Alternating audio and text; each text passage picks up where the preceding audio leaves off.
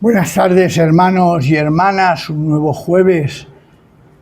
Vamos a ver si conseguimos estimularnos a la oración a través de esta sencilla reflexión. ¿Os acordáis? La semana pasada hablábamos sobre la limosna, la generosidad, la entrega en la sencillez de nuestros actos. Y aquí viene un punto extraordinariamente importante. Porque claro, cada maestro, en aquella época, cada rabino, solía enseñar una oración a sus discípulos para que tuvieran una orientación en ella. Y dice así, estamos en Mateo capítulo 6, versículo 5, dice: cuando oréis, no hagáis como los hipócritas, que son muy dados a orar de pie en las sinagogas y en las esquinas de las calles, para que todo el mundo los vea. Vaya primera advertencia. Dice: os aseguro que ya han recibido su recompensa. Tú, yo, nosotros, cuando ores, métete en tu cuarto, cierra la puerta y ora a tu Padre que está allí a solas contigo. Y tu Padre, que ve en lo escondido, te recompensará. Y al orar, no os pongáis a repetir palabra y palabra el griego dice bla, bla, bla, bla, bla. Eso es lo que hacen los paganos, los gentiles, imaginando que Dios los va a escuchar porque alargan sus oraciones. No seáis iguales a ellos, pues vuestro Padre sabe de qué tenéis necesidad aún antes que le pidáis nada. Vosotros debéis orar así: Padre nuestro que estás en los cielos, santificado sea tu nombre. Venga tu reino. Hágase tu voluntad en la tierra, lo mismo que se hace en el cielo. Danos hoy el pan que necesitamos. Perdónanos el mal que hacemos, como también nosotros perdonamos. Otra traducción literal es: también como nosotros hemos perdonado a quienes nos hacen mal. No nos dejes caer en la tentación y líbranos del maligno. Otra traducción muy bonita y preciosa de este versículo 13 sería: no permitas que nos apartemos de ti.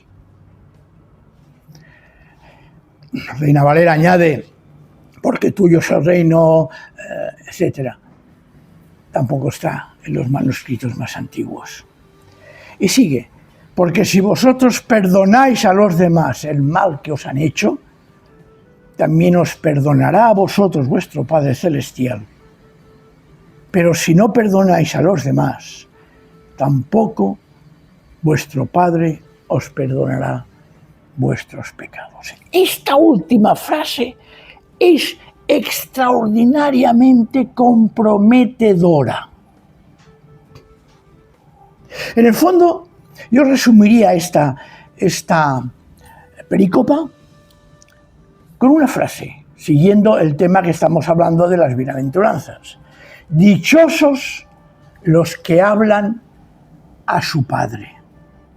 Dichosos los que hablan a su Padre. Pero fijaos un detalle. El detalle está en la sencillez, en el silencio, en la soledad, en ese momento íntimo que como creyentes debemos de buscar cuando nos relacionamos con nuestro Padre. Hacerlo de manera que nadie se entere. ¿Para qué? Para chulear, perdona la expresión, para vanagloriarse, para que la gente diga: uy, fíjate, es un hombre o una mujer de oración. Eso es lo de menos. Lo que a nosotros nos tiene que importar es el Padre, Abba, papá, como Jesús lo llama, y que nos invita a nosotros también a hacerlo. Mi papá me quiere encontrar en la intimidad, a solas, en confianza, para que hablemos, para que entremos a cuentas, para que nos expresemos, para que yo le diga a él mis necesidades y mi agradecimiento, y subrayo agradecimiento, aunque ya lo sabe, claro que lo sabe, ni mucho menos, vamos a pensar que no, pero él lo que quiere es más que la palabrería, bla, bla, bla, bla, bla. Él quiere la intimidad, la comunicación, el hablarnos unos a otros. Cuando una persona ama a otra persona, no siempre se habla de cosas importantes, de cosas trascendentes. A veces se hablan tonterías, incluso se bromea, incluso se dicen cosas que no son serias. ¿Por qué? Porque hay amor. Y en ese amor y en esa intimidad es donde se produce realmente la comunión. Por eso Jesús, Padre nuestro. Fijaos que no dice Padre mío. Está hablando que es mi Padre, pero es tu Padre también, el Padre de tu hermano o hermana en la iglesia, el Padre de otros. Por lo tanto, todos formamos una sola familia. Pide que se glorifique su nombre, se respete. Pide que hagamos la voluntad, su voluntad aquí en la tierra, como se está haciendo en el cielo. Pedimos, hablamos con él y le decimos, Señor, danos lo que necesitamos cada día. Pan, alimento, ropa, casa. Y esto es muy importante lo que dice ahora. Perdónanos el mal que hacemos, como nosotros hemos perdonado a quienes nos hacen mal. Aquí cuando habla de perdonar a quienes nos hacen mal, es los que nos deben. Es un concepto hebreo, bíblico, en que la deuda se compara a una falta, ¿no? Bien, ¿y qué sigue? Una advertencia tremendamente importante. Un día ya hablamos de esto, ¿no?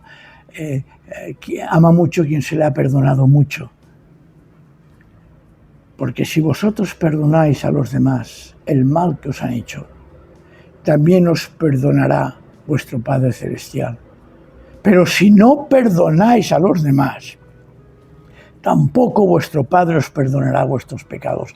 Y a veces comparo y digo, yo perdonaré a los demás en la medida que sea consciente de lo mucho que Dios me ha perdonado. Si yo me considero poco pecador, lo voy a manifestar perdonando poco. Pero si yo me considero y considero el gran amor que el Padre ha tenido conmigo perdonándome, los muchos pecados, las muchas deudas que he adquirido con Él, entonces seguro que perdonaré a los demás. Con lo cual, una medida muy interesante de saber si una persona, si yo mismo he sido perdonado por Dios, es mi capacidad de perdonar a los demás. Que sea esto también un motivo de oración. Un pedir, un reconocer nuestros pecados delante del Padre y pedirle de corazón, que nos capacite para perdonar a los demás, pero con una salvedad curiosa, que también nosotros seamos capaces de perdonarnos a nosotros mismos. Porque a veces nosotros los creyentes hablamos mucho de que el Señor nos ha perdonado, pero a veces recordamos tanto, y surge tanto de nuestro corazón la culpabilidad que no somos capaces de perdonarlo nosotros mismos. Por eso os digo, si Dios en Cristo nos ha perdonado todo, yo no soy nadie, ni para acusarme a mí mismo, ni para acusar a los demás. Oremos con estas intenciones. Amén.